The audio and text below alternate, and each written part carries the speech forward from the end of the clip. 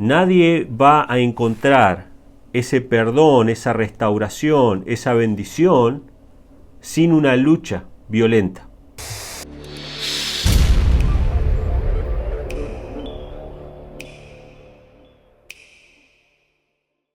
Bueno, feliz sábado para todos, que Dios les bendiga. Lo que quiero compartir con ustedes hoy es un versículo, o el significado en realidad de un versículo que se encuentra en el Evangelio de Mateo, capítulo 11, versículo 12. Es un texto que muchas veces lo había malinterpretado, o sea, no había entendido el verdadero sentido de este pasaje. Y cuando entendí el verdadero sentido de este pasaje, fue muy importante, muy revelador para mí. Yo creo que va a ser de bendición para muchos de ustedes. Seguramente muchos de ustedes ya conocían el pasaje y el sentido, pero me gustaría dar algunos ejemplos al respecto. Mateo capítulo 11, versículo 12 dice así: Jesús, que está hablando después de que vinieron los siervos o los ayudantes de Juan el Bautista, los discípulos de Juan el Bautista, a preguntarle a Cristo si él era el Mesías que había de venir. Ustedes recuerden que Juan el Bautista estaba encarcelado, estaba pasando por un momento de incertidumbre, de duda, con respecto a lo que Dios mismo le había revelado por medio del Espíritu Santo, ¿no? De que este era el Cordero de Dios que quita el pecado del mundo. Él fue el profeta que lo señaló con su propia mano. Sin embargo, en este momento de incertidumbre, él estaba dudando, ¿no? De si Cristo había de ser el Mesías que iba a venir, ¿no? Entonces manda a sus discípulos. Bueno, Jesús les habla, les hace ver los milagros. Vayan y díganle a Juan que los ciegos ven, que los cojos andan, que la gente son liberadas. Entonces, después empieza a hablarle a la multitud acerca de Juan el Bautista, de que este era el Elías que había de venir, que era uno de los más grandes profetas de la historia. Pero en Mateo 11, versículo 12, aparecen estas palabras de Cristo que pueden parecer enigmáticas. Dice así: desde los días de Juan el Bautista hasta ahora, el reino de los cielos sufre violencia y los violentos lo arrebatan. Estas palabras siempre las interpreté de una manera, en el contexto de la persecución que estaba sufriendo Juan el Bautista, de que los violentos que arrebataban el reino de los cielos se refería justamente a los que infligían esta persecución a los siervos de Dios. O sea, ya sea a Juan, que después fue decapitado, como también a Cristo, ¿no? Que Cristo mismo iba a ser perseguido, sus discípulos iban a ser perseguidos. Sin embargo, el sentido de este pasaje es muy distinto, lo que realmente significa. Este pasaje habla acerca de la actitud, de la forma en que nosotros como creyentes debemos de apropiarnos del reino de Dios. No está hablando acerca de persecuciones. Este pasaje está hablando acerca del carácter que hemos de tener al buscar la bendición de parte de Dios. La bendición en todo sentido, pero sobre todas las cosas, el perdón de los pecados, hermano. La sanidad espiritual.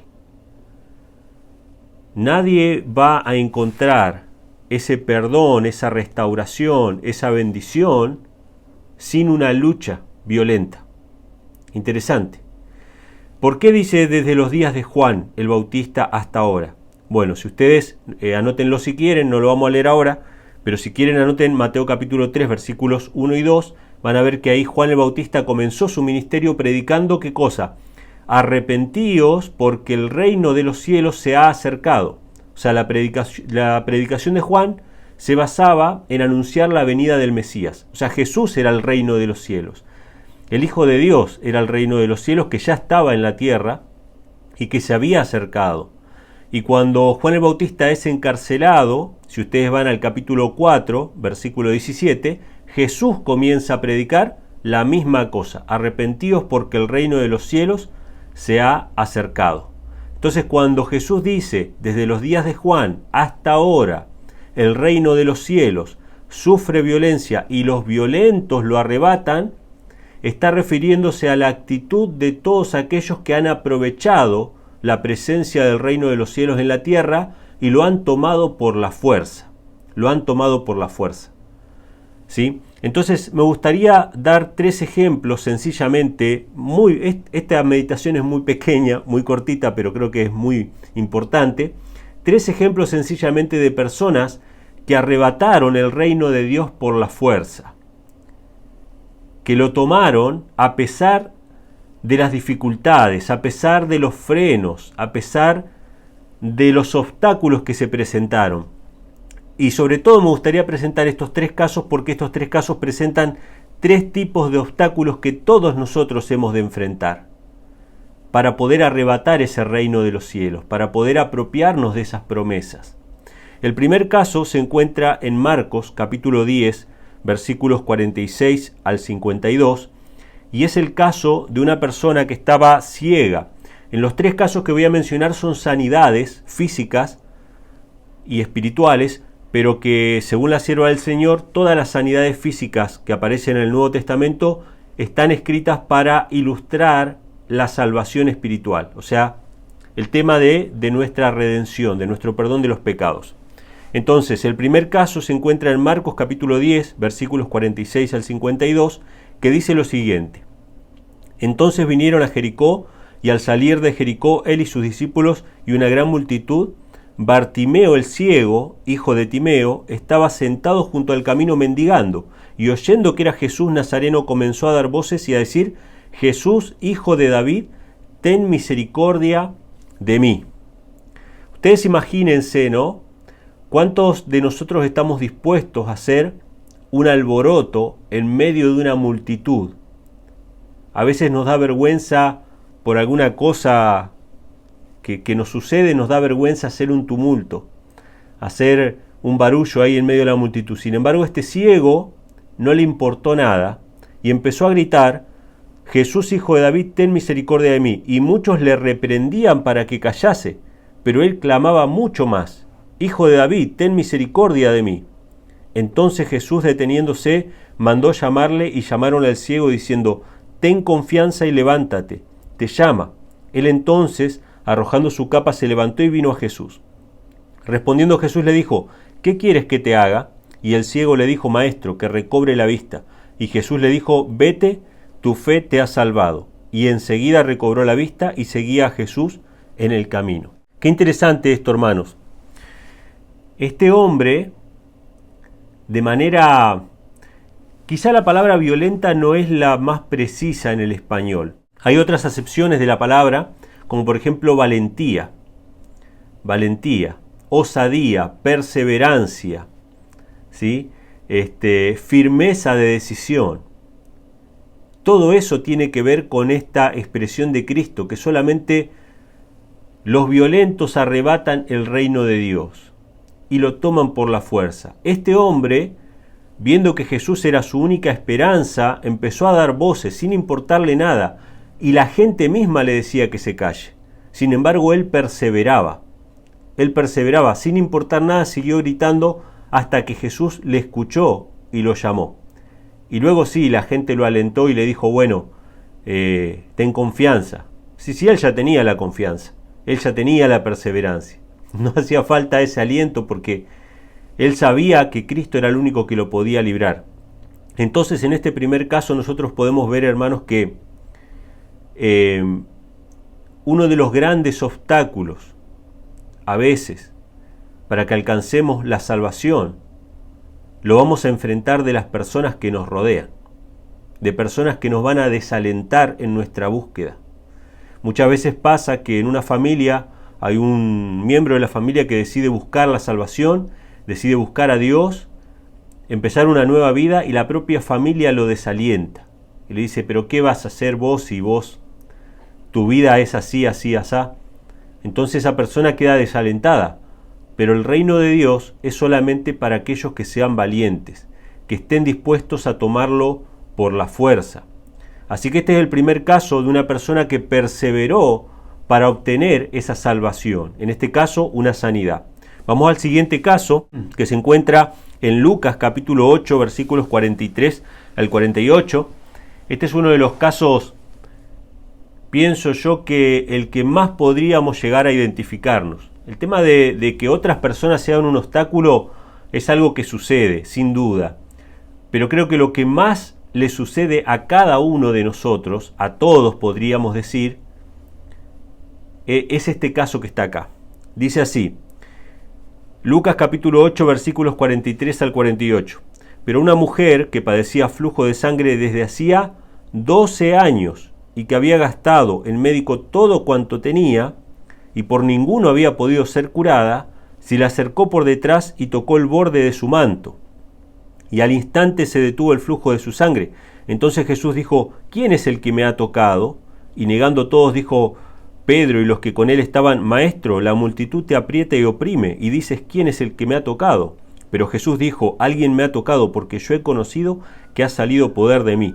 Entonces, cuando la mujer vio que no había quedado oculta, vino temblando y postrándose a sus pies, le declaró delante de todo el pueblo por qué causa le había tocado y cómo al instante había sido sanada. Y él le dijo, hija, tu fe te ha salvado, ve en paz. ¿Cuál es el obstáculo más grande que tenía esta mujer? Sí, es verdad que Jesús estaba rodeado por una multitud que lo apretaba, o sea que no fue fácil para esta mujer escabullirse entre esa multitud y aferrarse del manto de Cristo. Eso no fue fácil, seguramente fue un obstáculo, pero ¿saben cuál fue el obstáculo más grande que tuvo que enfrentar esta mujer? El obstáculo más grande fue sus continuas decepciones, sus continuos fracasos. 12 años había luchado contra esta enfermedad. 12 años se había decepcionado, médico tras médico, vez tras vez, intentando absolutamente todo. Y sin embargo, nada la había podido sanar. Probablemente el mayor obstáculo que tenemos nosotros para aferrarnos de esa salvación son nuestros propios fracasos. Esta mujer dejó de mirarse a sí misma por un instante, por un momento, y solamente contempló a Cristo. Y solamente por la fe se atrevió a atravesar esa multitud, a la cual ella no podía atravesar, ella no podía acercarse a un maestro de la ley estando contaminada con la inmundicia de su flujo de sangre. Sin embargo, dejó todo eso de lado y por la fuerza se aferró de la promesa de la salvación. Solamente los violentos arrebatan el reino de Dios. Así que acá tenemos dos obstáculos que hemos de enfrentar cada uno de nosotros. Probablemente personas que nos digan que abandonemos nuestro cometido y también nuestra propia experiencia, nuestros propios fracasos de toda nuestra vida en tratar de vencer un mal hábito, en tratar de cambiar una cuestión de carácter, en tratar de encontrar paz a una angustia que llevamos cargando. Y todo eso son los obstáculos que hemos de enfrentar para poder aferrarnos de Cristo. Y por último, el último ejemplo que quisiera dar, que me parece a mí por lo menos uno de los que más me impactó, no sé si todos han tenido esta experiencia, pero seguramente alguno que está escuchando la ha tenido, yo la he tenido también. Esta experiencia se encuentra en Marcos capítulo 7, versículo 25 al 30. Marcos capítulo 7, versículos 25 al 30, y dice lo siguiente. Dice, porque una mujer cuya hija tenía un espíritu inmundo, luego que oyó de él, vino y se postró a sus pies. La mujer era griega y sirofenicia de nación, y le rogaba que echase fuera de su hija al demonio. Pero Jesús le dijo, deja primero que se sacien los hijos, porque no está bien tomar el pan de los hijos y echarlo a los perrillos. Respondiendo ella dijo, sí señor, pero aún los perrillos debajo de la mesa comen de las migajas de los hijos. Entonces le dijo, por esta palabra ve, el demonio ha salido de tu hija. Y cuando llegó ella a su casa, halló que el demonio había salido y la hija acostada en cama. ¡Wow, hermanos! ¡Qué tremendo esto! ¿Saben quién puso el obstáculo acá? ¿Quién puso el freno? No fueron otras personas, no fue su experiencia pasada, sino que fue una aparente negativa de parte del mismo Cristo. ¿Les ha pasado alguna vez que han abierto la Biblia buscando paz y no encuentran una palabra de consuelo? Pareciera que Dios nos ha volteado el rostro y no encontramos algo a lo que aferrarnos. pero aún así podemos perseverar como esta mujer. Señor, yo sé que yo no soy digno de nada. Yo sé que soy como los perros que comen de las migas. Dame de las migas aunque sea. Y Jesús, cuando escuchó estas palabras, yo me imagino que se emocionó en su corazón, ¿no? Él esperaba que ella hiciera esto. Él opuso una cierta resistencia para ver si esta mujer de manera violenta arrebataba el reino de Dios, si estaba dispuesta a luchar por esa bendición. Qué tremendo, mis hermanos. La sierva del Señor dice, bueno, acá tenemos tres obstáculos, ¿no? Tenemos el obstáculo de los demás que nos pueden decir que abandonemos nuestra lucha. Tenemos el obstáculo de nuestra propia experiencia y nuestros fracasos pasados. Y a veces podemos tener el obstáculo de pensar de que Dios no nos escucha, de que Dios es indiferente a nuestra necesidad. Pero aún así debemos perseverar. La sierva del Señor dice, en el comentario bíblico, después si quieren les paso la cita, pero es un comentario bíblico sobre este pasaje de Mateo 11, versículo 12 de El reino de los cielos sufre violencia. La sierva del Señor dice así: con la gran verdad que hemos tenido el privilegio de recibir, debiéramos convertirnos en canales vivientes de luz, y podríamos hacer esto con el poder del Espíritu Santo. Entonces podríamos allegarnos al propiciatorio, y al ver el arco de la promesa, podríamos arrodillarnos con corazón contrito, para así buscar el reino de los cielos con una violencia, una lucha espiritual, que de suyo daría su recompensa. Lo tomaríamos por la fuerza como lo hizo Jacob. Entonces nuestro mensaje sería el poder de Dios para salvación. Nuestras súplicas estarían llenas de fervor, plenas de la comprensión de nuestra gran necesidad, y no serían rechazadas. Acá la sierva del Señor compara este pasaje de Mateo capítulo 11, verso 12, con la lucha, con la violencia que tuvo que enfrentar Jacob para obtener la bendición del ángel que luchó con él durante esa noche. Esto está en Génesis capítulo 32, versículos 22 al 32, no lo vamos a leer ahora, pero ahí está la lucha que tuvo Jacob para obtener esa bendición. Jacob se aferró con todas sus fuerzas de ese ángel y le dijo: no te dejaré si no me bendices. Estas palabras de Cristo nos muestran que no sin lucha hemos de obtener esa bendición que estamos buscando, esa sanidad, tanto física como espiritual. Siempre van a haber obstáculos, siempre van a haber frenos de parte de Satanás. Yo me acuerdo una pequeña experiencia, no es exactamente esto que estamos hablando ahora, sino una experiencia de la vida cotidiana, cuando me fui a hacer los trámites para ver si nos podíamos casar con Mari, y fui al registro civil y bueno, Mari podía venir solamente una semana para acá, para Buenos Aires, así que en una semana había que resolver eso, para poder casarnos en capital, etcétera, todos unos trámites. Y cuando voy, le explico la situación a la mujer del registro civil y me dice: mirá, ella tiene que venir un mes antes para sacar turno. Entonces yo le digo: pero ella no puede venir un mes antes para sacar turno, ella tiene que venir y tenemos que... Me dicen: mirá, esto se hace así, las dos personas tienen que sacar el turno un mes antes del casamiento, así que no se puede, así que salí de esa oficina, me estaba retirando, estaba yéndome hacia la puerta decepcionado, y no sé por qué tuve el deseo de volver, así que volví, saqué turno de vuelta para que me atiendan, me atendió la misma ventanilla y le dije: mire, yo sé que no se puede, pero yo lo necesito. Yo necesito hacerlo esto en una semana. Lo necesitamos porque no tenemos más tiempo, no podemos hacerlo de otra manera. Entonces la mujer esta me dijo: mira, anda a tal oficina y habla con tal persona. Y ahí empezó todo un recorrido, ¿no? Donde fui a una oficina a hablar con tal persona, que me mandó con otra persona a hablar con otra persona. La cosa es que, al fin y al cabo, saltando un montón de cuestiones protocolares, Dios abrió el camino para que en una semana nos pudiéramos casar. O sea, Mari bajó del avión en aquella ocasión, fuimos al registro civil, sacamos el turno y a los pocos días antes de que Mari volviera de vuelta para Puerto Rico nos pudimos casar. Y Y esto pasa con las cuestiones terrenales, o sea, tenemos que insistir, tenemos que perseverar. Fue una gran enseñanza para mí eso, porque yo ya me volvía con la negativa, ya está, ya no se puede.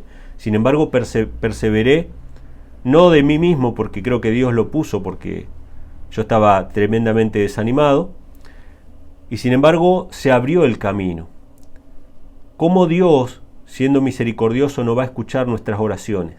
Perseveremos, hermanos, arrebatemos el reino de Dios por la fuerza, superemos esos obstáculos y aun cuando parezca que de Dios mismo hay una negativa, sigamos perseverando, confiando en su misericordia, porque Dios nos ama, hermanos, y Él quiere lo mejor para nosotros. Así que espero que estas palabras, estos ejemplos, nos ayuden en nuestra vida cotidiana a confiar en el amor de Dios, que a pesar de las apariencias a veces de que Él no escucha nuestras oraciones o de los obstáculos que tengamos, Él nos puede dar la victoria en aquellas cosas que todavía seguimos arrastrando o que todavía no hemos entregado a los pies de Cristo. Dios les bendiga, hermanos.